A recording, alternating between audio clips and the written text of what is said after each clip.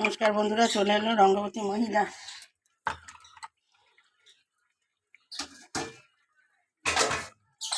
মাছগুলো দিয়ে দিই বন্ধুরা।